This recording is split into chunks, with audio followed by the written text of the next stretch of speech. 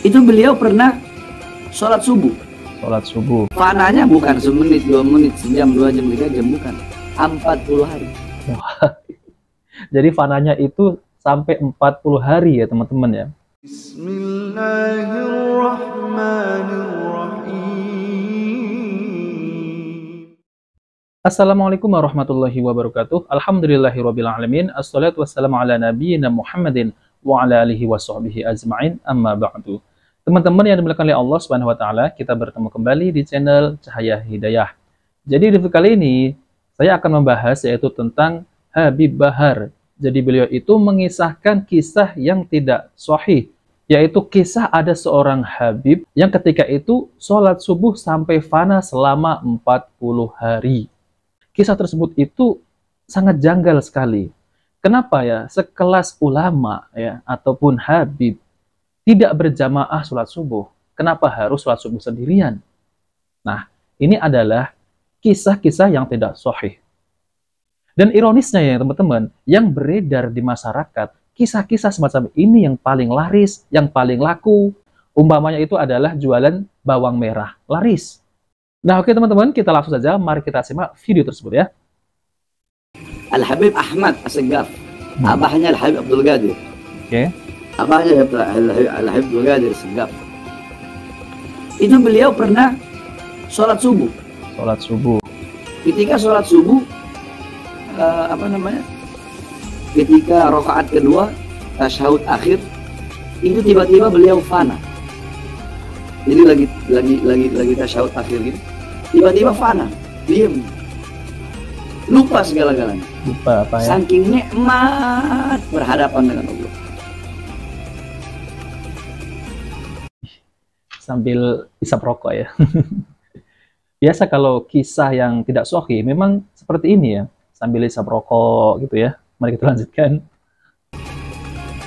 Fananya bukan semenit, 2 menit, sejam, 2 jam, 3 jam, bukan. 40 hari. Wah. Jadi fananya itu sampai 40 hari ya teman-teman ya. Ini mengalahkan kemuliaan Nabi SAW ya. Kok bisa sampai macam itu ya? Kenapa ini bisa fana ya teman-teman? Katanya apa? Katanya saking nikmatnya bertemu kepada Allah SWT, yaitu menghadap Allah, yaitu sholat subuh.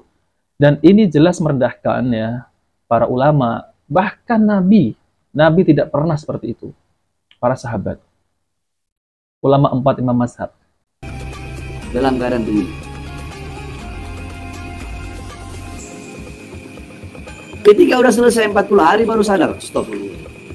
Assalamualaikum warahmatullahi wabarakatuh. Assalamualaikum warahmatullahi wabarakatuh. Beliau bilang sama anaknya, ya Abdul Qadir. Iya betul.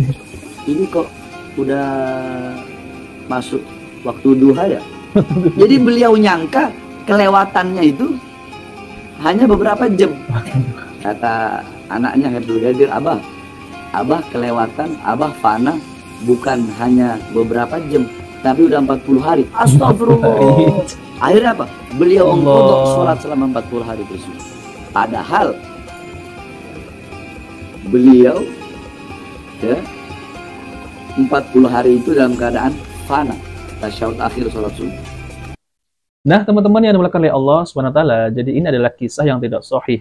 Dan kisah ini dibuat-buat karena mereka ini memang tukang dongeng. Jadi saya tidak percaya 1000% teman-teman. Saya tidak percaya 1000%. Bukan 100% lagi, namun 1000%. Ini adalah kisah dusta. Jadi teman-teman ya, kita ini membaca kisah memang asik dan menyenangkan dan penuh dengan ibroh, yaitu pelajaran dari orang-orang soleh terdahulu. Namun kalau kita mendengarkan kisah yang macam ini, malah ini merendahkan derajat Nabi SAW dan para sahabat dan orang-orang soleh. Tentu kisah-kisah yang diangkat di dalam Al-Quran itu sudah jelas, yaitu para nabi. Allah Ta'ala berfirman di dalam Al-Quran, sesungguhnya pada kisah-kisah mereka itu terdapat pelajaran bagi orang-orang yang berakal. Al-Quran, Surat Yusuf, ayat 111. Adapun kisah-kisah orang soleh, yaitu Imam Sufyan bin Uyainah berkata, ketika membicarakan kisah mereka, maka turunlah rahmat Allah. Dan juga ada seorang penyair, alangkah indahnya tentang kisah-kisah orang-orang soleh. Jadi teman-teman yang dimuliakan oleh Allah SWT, kisah-kisah tentang orang soleh ini memang asik, menyenangkan, bahkan kita bisa mengambil pelajaran dari kisah tersebut. Namun, kisah tersebut ini sekarang dinodai oleh orang-orang yang tidak bertanggung jawab. Mereka membuat kisah-kisah yang tidak sahih. Namun ironisnya, kisah-kisah tersebut itu malah laku di tengah-tengah masyarakat. Nah, seperti yang saya tampilkan tadi, Habib Bahar ya. Masa ada seorang Habib yang konon katanya sih ya, Habib tersebut itu melakukan sholat subuh di rakaat kedua, kemudian di tasyahud akhir, Habib tersebut itu fana. Fananya bukan 1 menit, 2 menit, 3 menit, bukan 3 jam, bukan 12 jam, namun 40 hari. Subhanallah ya teman-teman, ini dongeng apa lagi? 40 hari fana, tidak makan, tidak minum, ya, fana. Katanya saking nikmatnya beribadah kepada Allah. Justru para Nabi Shallallahu Alaihi Wasallam, justru sahabat Nabi Shallallahu Alaihi Wasallam, seperti sahabat Abu Bakar radhiyallahu anhu, sahabat Umar, sahabat Utsman, dan sahabat Ali. Mereka ini adalah 4 generasi yang terbaik, yaitu generasi salafus soleh, khulafaur rasyidin. Namun mereka tidak pernah sampai fana selama berapa puluh hari. Kalau kita lihat teman-teman ya, riwayat-riwayat kisah-kisah mereka ini, Masya Allah ya, kita sangat mencintai para sahabat Nabi karena mereka dididik langsung oleh Nabi Shallallahu Alaihi Wasallam. Namun ketika kita mendengar ya kisah dari Habib Bahar ini, kita malah jadi apa? Malah jadi enek dengernya. Dan kisah-kisah yang didengungkan oleh orang-orang sufi, termasuk Habib Bahar ini malah bisa merusak akidah kaum muslimin dan celaan kepada baginda Nabi Shallallahu Alaihi Wasallam dan para sahabat.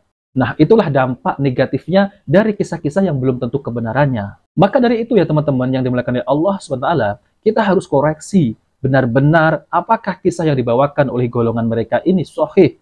Dan sebelum kita menyampaikannya, dan ini ada perkataan dari Imam Al-Hafiz Ibnu Hajar. Beliau berkata, diharuskan bagi seseorang yang ingin menilai suatu ucapan, perbuatan, atau golongan, dan untuk berhati-hati dalam menukil dan tidak memastikan bahwa itu benar-benar sahih. Tidak boleh mencukupkan diri hanya pada isu yang beredar. Apalagi jika hal tersebut itu menjurus kepada celaan terhadap para ulama. Nah, teman-teman yang dimuliakan oleh Allah SWT, jadi kalau kita mendengar kisah-kisah tersebut, kita harus koreksi dulu, cek dulu apakah kisah tersebut itu sahih.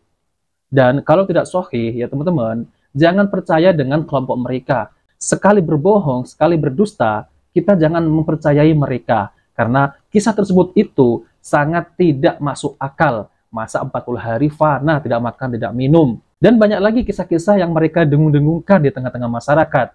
Namun sayangnya, masyarakat banyak yang percaya dengan kisah tersebut. Dengan dalih kalau Allah berkehendak. Dengan dalih kalau Allah berkehendak. Iya, dengan dalih Allah berkehendak, yaitu apa? Seekor ayam bisa melahirkan gajah kalau Allah berkehendak. Namun tidak mungkin, ya teman-teman ya, namun tidak mungkin kalau ada kisah tersebut. Harus dicek kesahihannya. Kalau kisah para nabi yang mendapat mukjizat, kita percaya. Karena apa? Kisah tersebut itu ada di dalam Al-Quran. Seperti ada para nabi yang diberi mukjizat, yaitu apa? Yaitu ada unta keluar dari batu. Dan unta tersebut bunting lagi. Nah, ini adalah mukjizat, kita harus percaya. Kita wajib mempercayainya. Karena di situ sudah tertulis di dalam Al-Quran. Nah, oke teman-teman. Jadi, saran saya adalah berhati-hati apabila mendengar kisah-kisah khurafat dari orang-orang sufi. Maka dari itu, kita harus cross-check dulu ya teman-teman ya. Oke teman-teman, jika video ini bermanfaat, jangan lupa like dan subscribe di channel Cahaya Hidayah. Wabil taufiq wal hidayah. Wassalamualaikum warahmatullahi wabarakatuh.